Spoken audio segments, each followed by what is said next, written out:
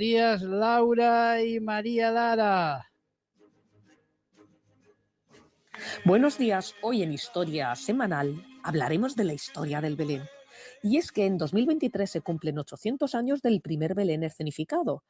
Fue la idea que tuvo San Francisco de Asís en 1223 de organizar un Belén viviente que recreara ese primer Belén real en el que nació Jesús de Nazaret. De hecho, el Papa Francisco ha reconocido indulgencia plenaria para todos los que visiten un templo franciscano con Belén hasta el 2 de febrero de 2024.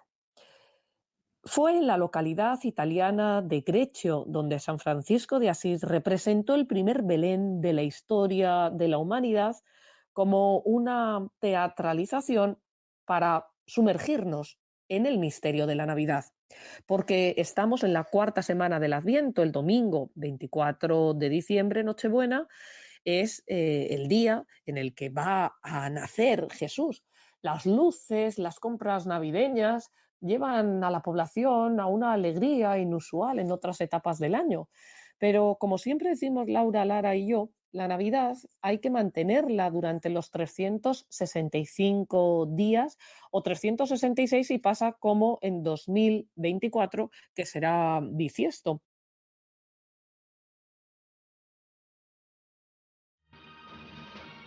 Le traen regalos en su humilde zurrón.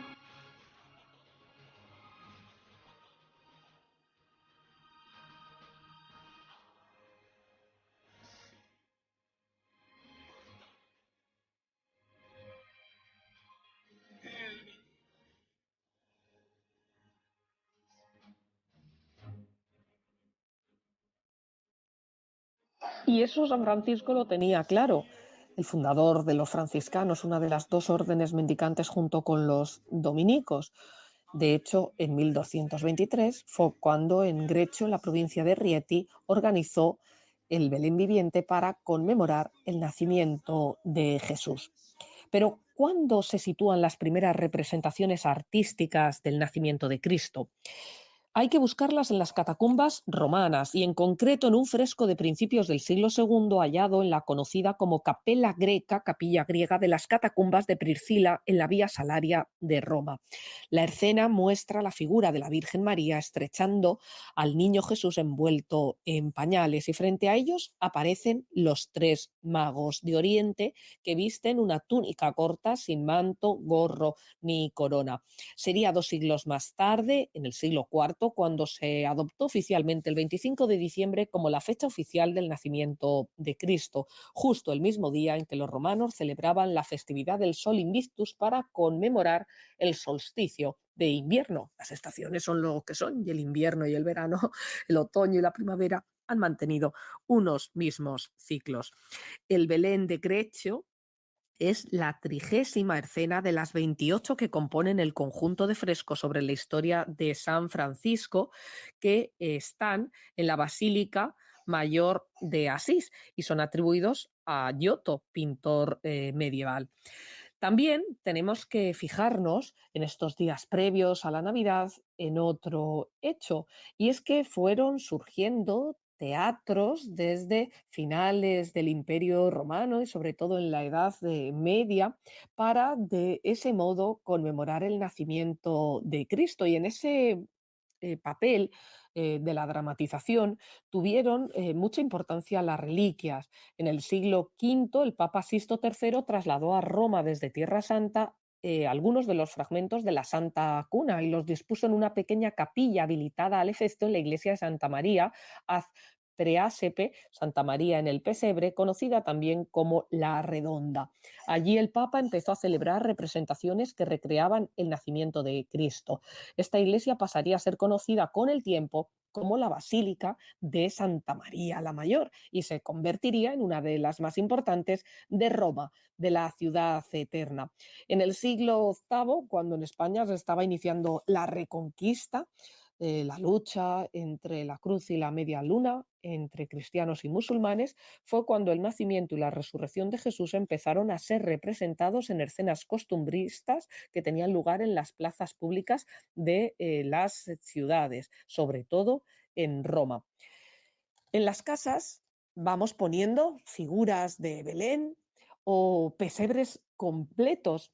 Y es que de la representación teatral y con personas reales se pasó pronto a la realización de figuras con diferentes materiales.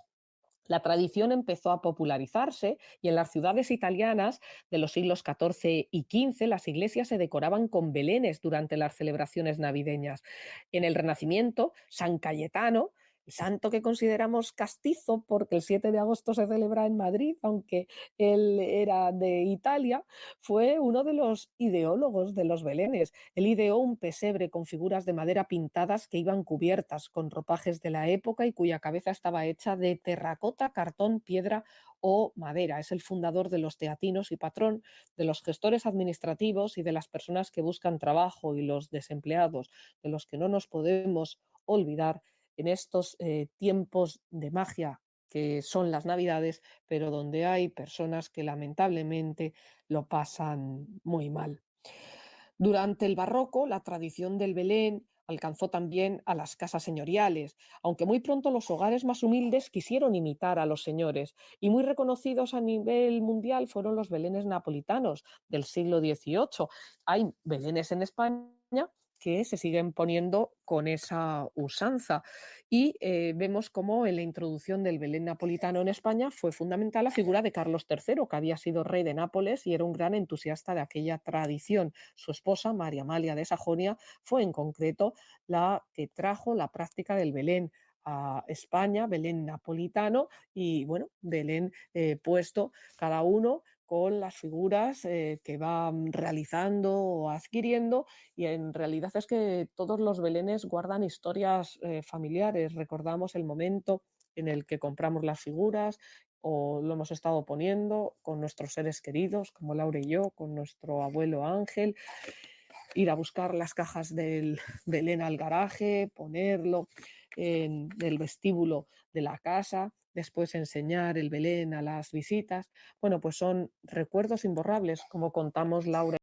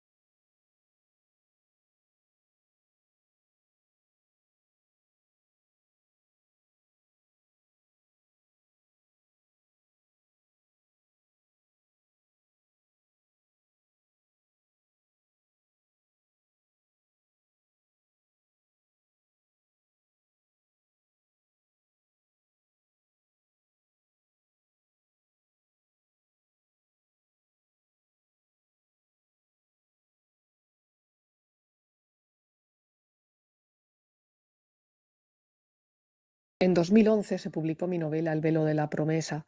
Con ella gané el premio de novela histórica Ciudad de Valeria. La protagonista es la emperatriz Helena Flavia, Julia Helena, la emperatriz peregrina, la madre de Constantino, una mujer repudiada por el emperador, por Constancio Cloro, antes de ser César, y que después pasó del paganismo al cristianismo y fue decisiva en que los cristianos dejaran de ser perseguidos y pudieran salir de las catacumbas, porque su hijo dio el edicto de Milán, el edicto que permitió poner fin a las persecuciones y dar una libertad religiosa en la que nadie podía ser importunado, ya fuera cristiano, ya fuera pagano, creyente en los dioses griegos, romanos o aunque no tuviera religión.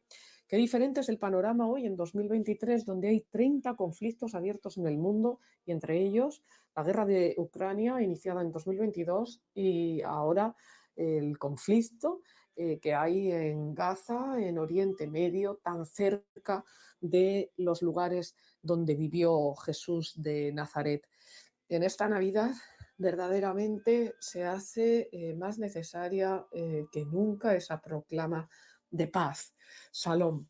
Y la segunda de las mujeres de la que queremos hablar es Egeria, que vivió pues unos años después que la emperatriz Helena, vivió en el siglo IV y era de Hispania, era de la provincia romana de la Galaequia. Se enroló en la aventura de visitar los santos lugares, como antes había hecho Helena, y escribió una peregrinación. Es considerada Egeria la primera escritora en el territorio español, es decir, la primera que había nacido dentro de lo que hoy es España, y también una de las pioneras en la literatura de viajes, porque ella escribió un itinerario donde va describiendo todos los sitios por los que pasa.